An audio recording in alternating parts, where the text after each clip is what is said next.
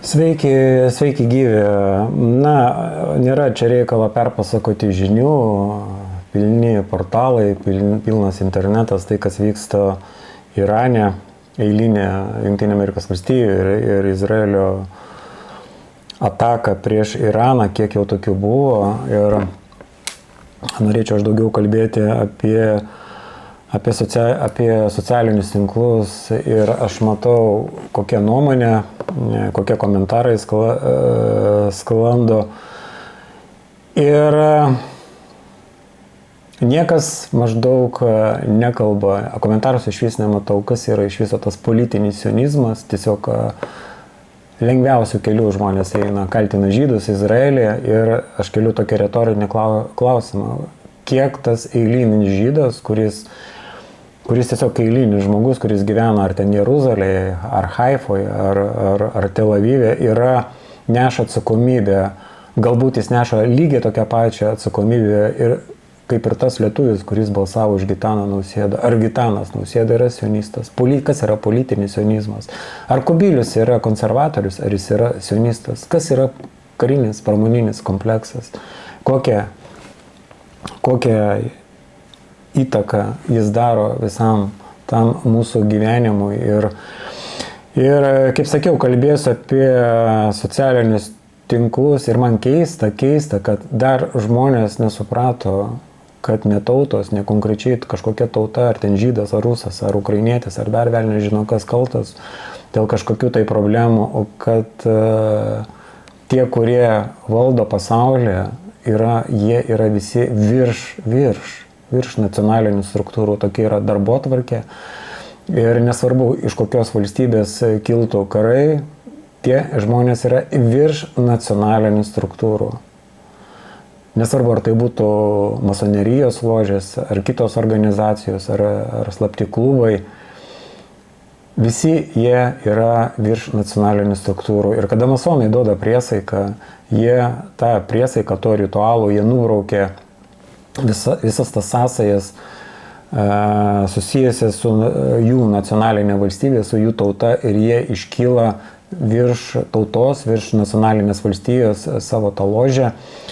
Ir tai vadinama jau tarptautinė brolyje. Jos vienyje visiškai kiti tikslai, visiškai kita darbotvarkė. Aišku, tarp jų taip pat yra piramidės principų, viskas veikia kaip ir armijoje. Bet esmė, kad visos tos struktūros veikia virš nacionalinių, reiškia nacionalinių valstybių parlamentų struktūrų ir panašiai. Ir kas jau kas, bet blogeriai turėtų ar Lietuvos influenceriai apie tai kalbėti. Bet Ragelskis uždavė toną, kad Lietuva ten niokoja lietuvė kalbė, ne lietuvių kilmės. Nežinau, ar jis tai padarė iš emocijos, ar jo tokios pažiūros yra galbūt net ne iš blogų ketinimų, tiesiog jis įsitikinęs tom. Bet tie dundukai, to žuvytės pasigauna, tai ir platina, skleidžia tą tautinę neapykantą, kad žydai dėl visko kalti Lietuvoje, taip dėl kelių, dėl karinio biudžeto yra žydai kalti. Ir pasigauna tie dundukai tą naratyvą ir jis tiesiog paskleidžiamas yra, kaip Ragelskis skleidė melą apie mane. Žinote, kodėl Kelertas nekalba apie išrinktąją tautą, o todėl, kad jis pats žydas. Tiesiog paleistas melas. Norėčiau šį pasisodinti priešai save ir pakalbėti grinai tą temą. Ir toksai, jeigu jisai pasakė tokį nedidelį melą, tai galima sakyti, kad visą tai, ką jis kalba, yra manipulacijos ir tiesiog pezalai. Aišku, jisai gali pasakyti ir daug gerų dalykų, visi taip daro, ta pati sisteminė žiniasklaida pasako daug, reiškia, ir teisingų dalykų, bet kada tas dalykas vis tiek yra išvartomas, pripasakojama visokių melų, sumaišoma viskas, tada gaunasi košė ir turime tą, ką turime. Taigi, Ragelskis paleidžia tą naratyvą, žydų klausimą, judo oligarchatas. Ir tie dundukai tą pasigavo. Ir to pavyzdys, kaip belekas, ką tu pasakai neatsakingai, eina per internetą, sklinda.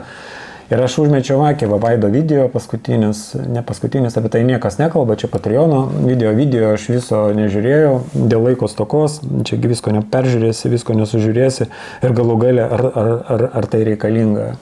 Kada žinai, tu tą darbotvarkę, kas iš tikrųjų, kaip tai daroma ir kiek metų jau jie tai daro. Ir jie daro tai labai sėkmingai, tai ten kažkokias tai detalės, kalbėti apie detalės, tai faktiškai yra kaip ir jau, nežinau, ten aišku, kalbi, bet žmonės vis tiek laukia. Na, ir į ką aš atkreipiau dėmesį, atėjo vienas komentatorius, Aistis Furfulas, galbūt geras žmogus, galbūt irgi viską nepriima 100%, tiesiog bando surasti tiesą. Ir paleido Ragelskis tokį naratyvą ir žmogus jam nebeaišku tapo, jis klausė, komentarų jis klausė, Aistis Furfulas, galima daryti išvadą, kad Ragelskio žodžiuose yra tiesos apie žydus, iš čia klausė, ar galima daryti išvadą, kad Ragelskio žodžiuose yra tiesos apie žydus. Nu ką, Ragelskis apie žydus kalba, visi, kas domisi tą opozicinę erdvę, žino. Kaip manai, Vaidai, klausė Vaidas atsako, dalinai taip.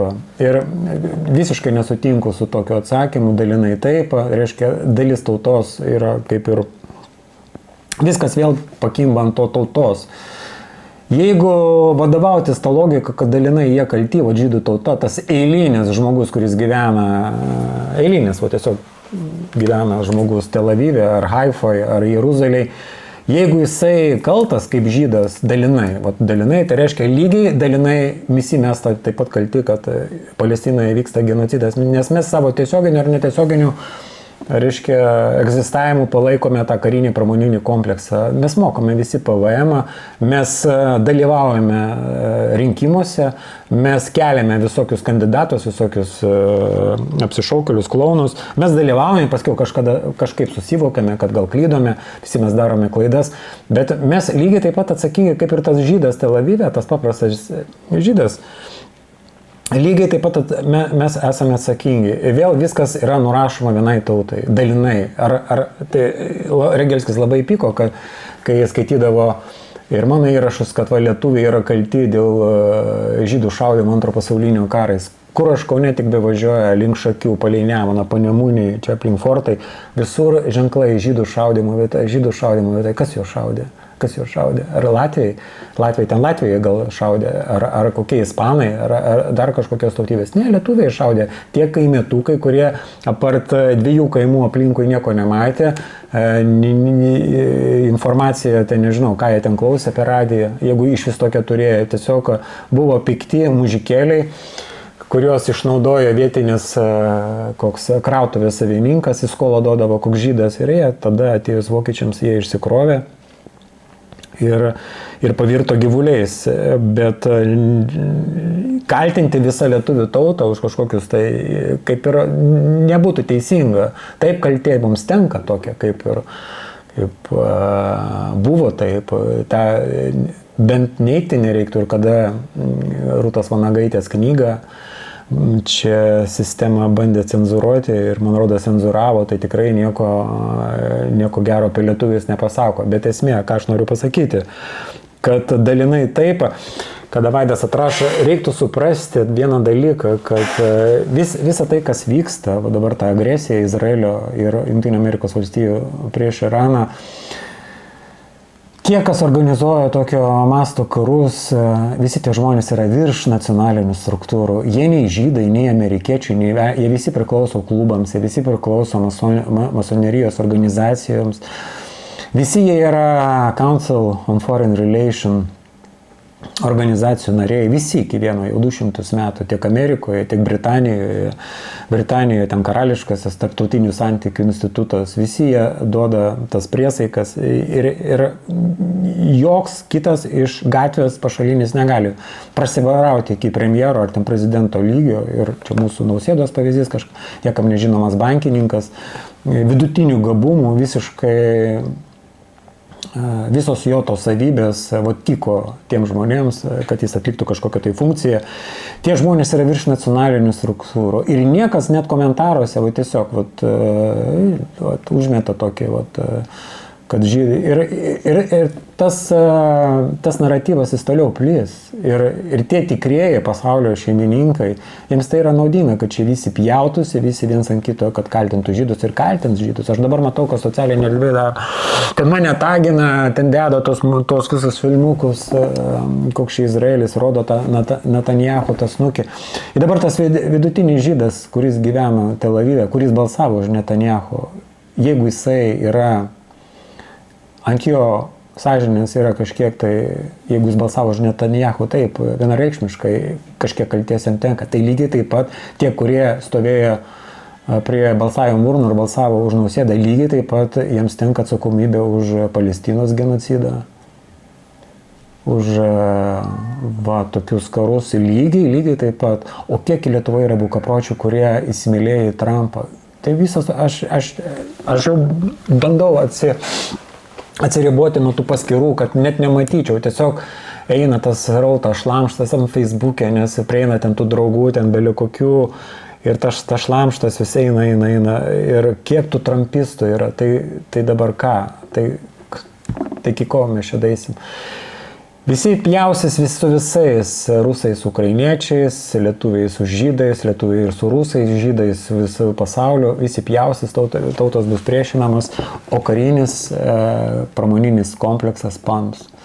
Iš tikrųjų, apie tai niekas nekalba.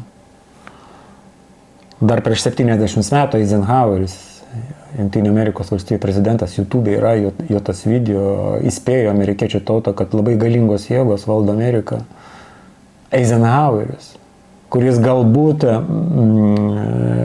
gyvenimo pabaigoje norėjo įspėti amerikiečių naciją, kad karinis pramoninis kompleksas, apie tai užsiminė ir Kennedys.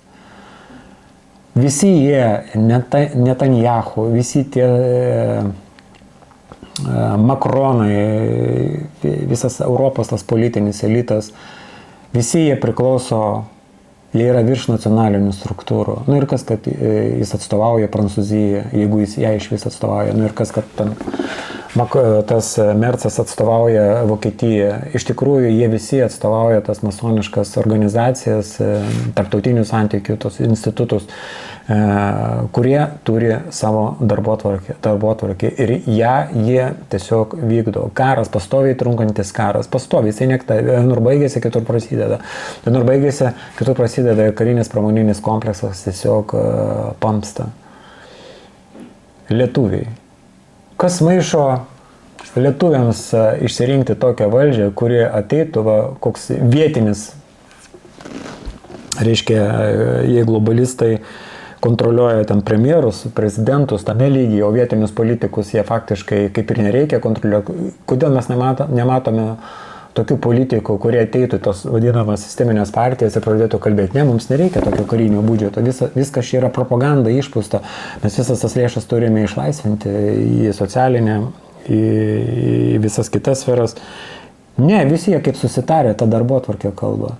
Yra vienas Thomas Jeffersonas yra pasakęs, jeigu jūs matote, kad atėjus kitai partijai į valdžią ir matote, kad ta pati darbotvarkė vyksta, tas ginklavimasis, viskas tas pasireiškia, žinokite, kad jūs gyvenate mokslų paremtoje diktatūroje.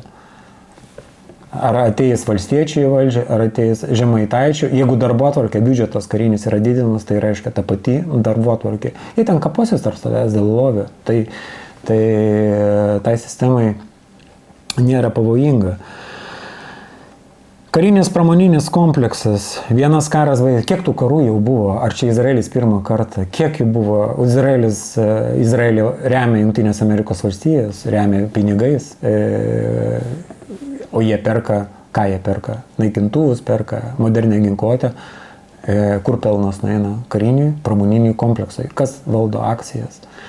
Čia aišku mes galime kalbėti, bet esmė, ką aš noriu pasakyti, tokie komentarai, kaip viskas yra kontroliuojama, kaip viskas yra tiesiog belia kokiame lygyje, ar čia tarp žuvyčių, ar čia tam, ar tam lygyje. Ir tokie ateina, vadinami opozicijos, nėra Lietuvoje jokios opozicijos, nėra. Čia tik tai visi galvoja, kad jis yra opozicionierius, bet realiai visi nemanau, kad čia yra kažkokia tai opozicija. Yra komentuotojai, vat kaip aš ne joks ne opozicija, aš gyvenu sistemoje, aš moku, mano toks pasirinkimas yra, galbūt aš galėčiau kur nors ten, pavyzdžiui, sukarpyti savo visas kortelės, tiesiog va taip gyventi, bet aš to nedarau, aš tiesiog tai yra žiauriai nepatogu. Bet tai yra mano pasirinkimas ir aš žinau, kad tai nėra jis idealus pasirinkimas. Aš tiesiog žinau, kad aš galiu tų sunkumų nepakelti, išeiti į mišką, gyventi, aš esu gal per silpnas. Bet, sakau, nėra jokios opozicijos ir tie tokie komentarai, tokie Rogelskis paleido naratyvą, kad yra, kaip rašo Aistis Furfulas, kad Rogelskio žodžiuose vis dėlto yra tiesos apie žydus. Kokios tiesos? Kad žydai valdo pasaulį visą? Ne žydai valdo pasaulį visą. Ir to žuvytės jos vienodas tiek Amerikoje, tiek Lietuvoje, visose šalyse. Vis dėlto ta piramidė labai gerai veikia, nes aš mačiau komentarus Amerikos portaluose, ten viena moteris paklausė, spauskite ten laiką, kas už tai, kad visas Tel Avivas degtų ugnyje. Ir ten 1000 laikų, žmonės suveikia emociją, žydai kalti. O amerikiečiai galėtų eiti deginti tą karinį pramoninį kompleksą, kuris pačioje Amerikoje gamina. Arba tie lietuviai, kurie nekečia žydų, galėtų, kur ten tas Rheinmetall stato tą įmonę, apjosti ten gyvą grandinę ir dar kažką daryti. Ne, jie yra tiesiog nusitaikę. Čia yra faktiškai dundukai. Ir čia tiesiog gal ne dundukai, tiesiog yra manipulacija. Manipulacija, patys užkibė ant manipulacijų. Kiti renkasi klikus, nes dabar tas naratyvas bus tikrai populiarus, kaip aš čia dabar galėsiu kitaip kalbėti. Ir ne, jokia tauta nėra atsakinga už politinio elito, nebent tas tautos atstovas, tai ėjo tas Tel Avivo gyventojas ir sąmoningai prabalsavo už Netanyahu, taip, tada jis neša atsakomybę. Bet jisai gal yra kiek, nepasižiūrėjau, kitą kartą pasižiūrėsiu, kiek Izraelyje rinkimuose žmonių dalyvavo. Koks yra procentas, kuris neina į rinkimus, galbūt toks pat kaip Lietuvoje, toje vietoje nežinau, reiks pasižiūrėti, bet Lietuvoje pusė žmonių turinčių balsavimo teisę eina į rinkimus ir balsuoja už sionistus. Tai nukreipkite tą pyktį prieš juos.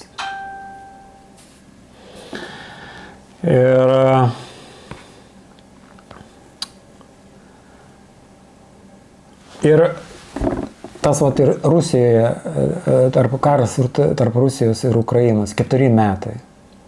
4 metai čia prie to paties. Ir Harkovas, kuris nutolęs 30 km nuo Rusijos federacijos sienos nepaimtas. Aš padariau įrašą ir tie vatnikai, tie tokie crazy vatnikai užpuolė mane, kam čia Rusijai tas Harkovas reikalingas. Ir atrodo, žmonės liktai ten kažką parašydavo, bet toj vietoje jie pakibė ant tos pačios Rusijos propagandos, kur tas pats Vladimiras Putinas sakė, kad mums bus reikalinga buferinė zona. Harkovas yra buferiniai zonai, nes buferinė zona reikalinga Rusijai tam, kad nebūtų iš tas buferinės zonos apšaudoma ta pati ta Rusijos teritorija. Kursko sritis, Briansko sritis, Harkovas iki 30 km nutolęs. Per 4 metus Rusijos federacija nesugebėjo jo paimti. Vien buferinė zona reikalinga.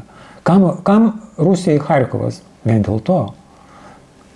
Kam reikalinga Rusijai Odesa, kad kontroliuoti uostą, kad neįtų Piremogą. Ir ten ateina tie vatnikai, kuriuos reikia dėja baninti, kurie tiesiog rodo tą savo išmintį, tyčiojasi ir ten žaidinėja, rašo, kad aš jau mąstau kaip Idzelis. Ir tokia intelektualinė diskusija vyksta socialiniuose tinkluose, niekas nekalba ne apie karinį pramoninį kompleksą, niekas neįdeda Eizenhauerio kalbos, kad ją išnagrinėtų iki sakinio. Ką jis norėjo pasakyti? Viskas senai pasakyta. Viskas senai pasakyta, išsakyta, viskas yra paduota atvirai. Bet vis tiek toliau šokant tą pačio grėblio kaltina žydus, lietuvio kalbius, ne lietuvių kilmės, kaip Rogelskis sako. Ir nekalba apie karinį pramoninį kompleksą, apie Lietuvos biudžetą, tie patys. O tas pats, kuris dabar daro ten įrašus Facebook'e, Rogelskis mėgsta dalintis, kaip jos...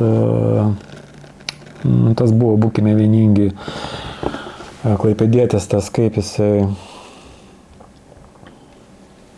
užstrigo vardas, nu tas toksai su barzda. Ir jo ten pagrindė įrašai eina kaip anie, tai yra žydai kursto lietuvis, sukursto, mes čia tokie lietuviai geri, bet tie žydai niekada jie sukursto ir čia pjaunamės ir taip toliau, čia tipo kažkokie tokie protingi, gudrus pasislėpę žydai, kurie kursto lietuvis, o lietuviai tarp savęs pjaunasi, kas yra visiškai klėdesiai.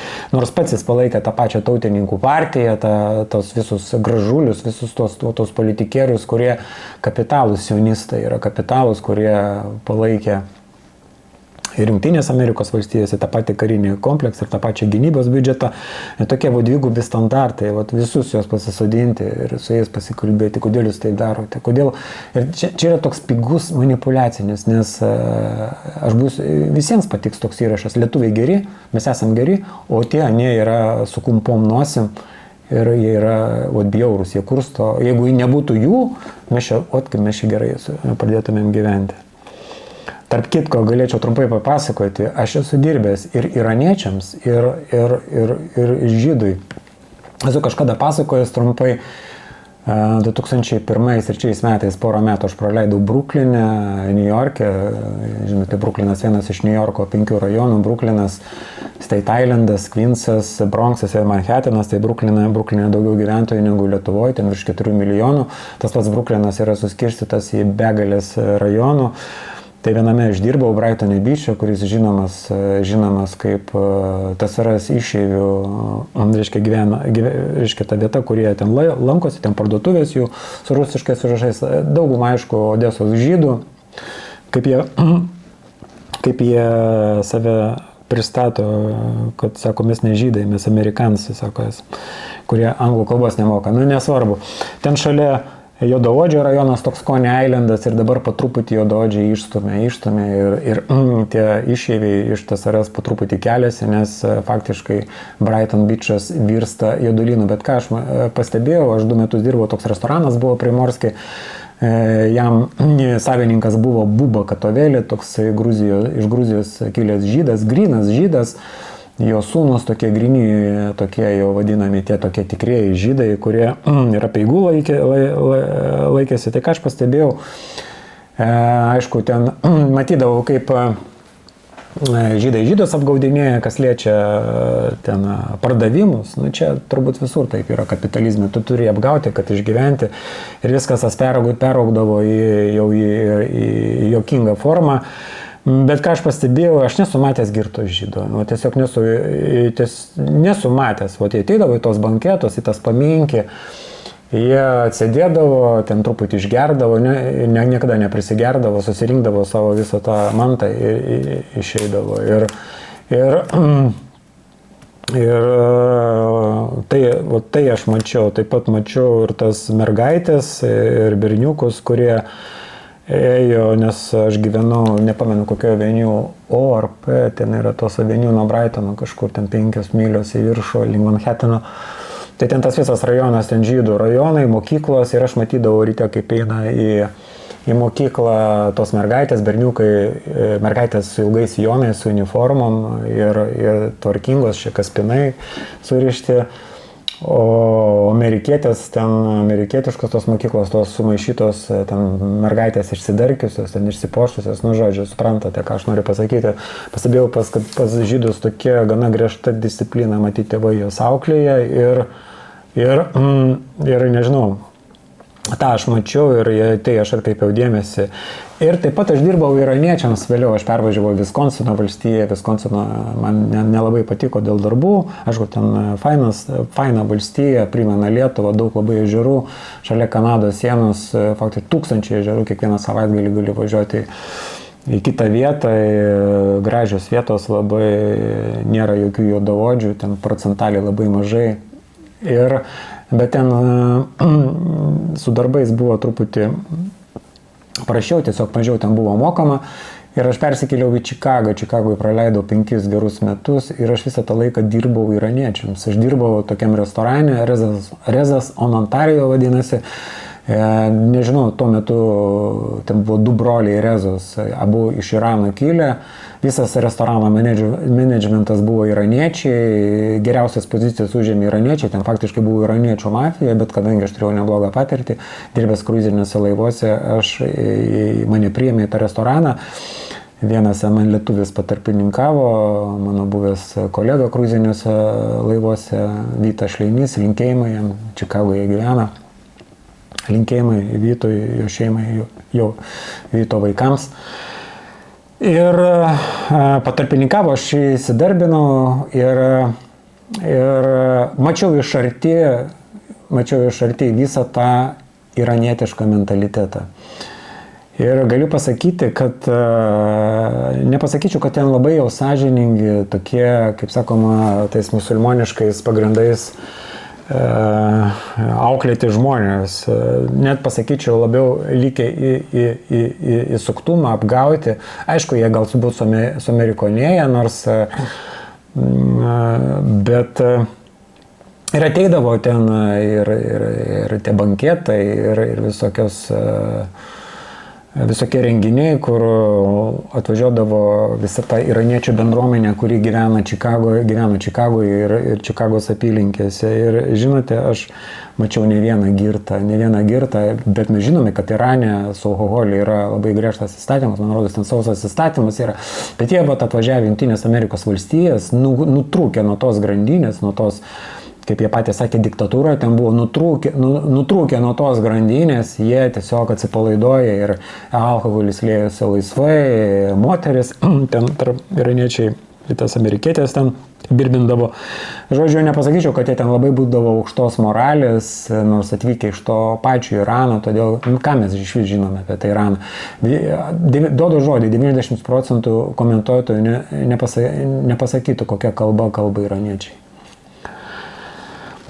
Taigi, buvo pora restoranų, ten broliai Rezos, turėjo jie porą restoranų, vienas buvo pačiame, Downtown'e, centre, kuriame aš dirbau, Ontario Street, ten nuo Hancocko galbūt 1 kilometras, nuo to aukščiausio, nuo antro pagal dydį dangoraižio. Kitas buvo šiaurės Čikagoje, ten, kur, galima sakyti, gyvena dirbantį Ameriką, ne juodaodžiai, bet dirbantį Ameriką, tie, kurie pahalina, ten ir indusai, ir latinos, ir visi kiti. Aš ten netoli gyvenau 6000 North. Tai ką aš noriu pasakyti, kad lyginant, čia negalima mes dėti ant svarstyklių, žydai blogi, iraniečiai kažkokie tenais kitokie, ten šventi žmonės. Ne, atvirkščiai, aš net sakiau, pastebėjau, kad aš daugiau mačiau iraniečių girtų nei žydų. Bet aišku, Amerika padaro savo tą įtaką ir kokia ta įtaka, tai man nepasirodė per geriausia. Aš jau nekalbu, kad savininkai ten darė visokias aferas, kas liečia pardavimus ir mokesčius ir taip toliau.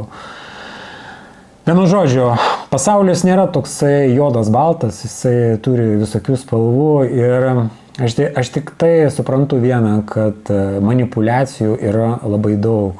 Čia gerieji, čia blogieji, čia moralistai, čia ištvirkė. Dažniausiai tie, kurie kalba apie moralę, apie visus tos dalykus aukštom frazėm, jie yra didžiausi ištvirkėliai. Ir baigiant šį trumpą savo tą video, norėčiau pasakyti, kad susikoncentruokite į tai, kad ne tautos kažkokios tai kaltos yra, o virš nacionalinės struktūros tie dėdės, tie big boys, kurie valdo pasaulį ir joms nusišikti, ar tu esi žydas, ar tu esi lietuvis, ar tu esi ukrainietis, ar tu esi rusas. Ir kaip vienas protingas žmogus pasakė, kada yra kare iššaunami šūviai, jau teisybės tu nesurasi. Kad ir toks pavyzdys. Pataikė raketa į Donecko turgų, žuvo ten vaikai, reiškia, Angelų alėja, kiek vaikų. Ir ar tos motinos sugebėtų atleisti ukrainiečiams, iš kurių pusės atskriejo ta raketa. Aišku, ne, tai yra amžinas skausmas, kurio pamiršti negalima ir pataikė netyčia raketa į Ukrainoje, į namą rusų raketa nuklydo, ar ją ten numušė. Nesvarbu, kaip jinai. Karas yra karas, tiesiog žuvo žmonės. Ar tie ukrainiečiai atleis Rusijai. Kare jokios teisybės nesurasi. Kare, kada iššaunamas pirmas šūvis, teisybės jokios nesurasi. Ir tie dėdės, tie politikai galėtų tos karus užbaigti, o net traukti 4 metus ten prisidengiant kažkokiais ten tikslais, kurie senai yra neįvykdyti ir pastoviai trunkantis karas, va ta būsena, kuri tiems globalistams ir tiems berniukams, kurie valdo pasaulį, virš nacionalinių struktūrų, kurie priklauso toms struktūroms, jis, va ta būsena pastovaus karo yra naudinga. Nesvarbu, tai būtų Rusija, ar tai Ukraina, ar tai Izraelis, ar tai Jungtinės Amerikos valstijos, ar ta pati Lietuva, kurioje čia mes esam gazdinami, keliamas karinis, tas biudžetas iki begalybės. Tai vat nukreipkime tą savo pyktį į Lietuvos tą valdžią. Nesvarbu kokia partija, ar ten Žemaitaičio dabar, kuri taip pat balsavo už didesnį tą karinį biudžetą. Pagalvokite apie tai prieš rašydami tokius komentarus, kad tauta ten dalinai ar nedalinai yra kalta už kažkokius tai dalykus, nuo kurių realiai nuo tų paprastų žmonių visiškai niekas nepriklauso. Tai tiek tada šiam kartui.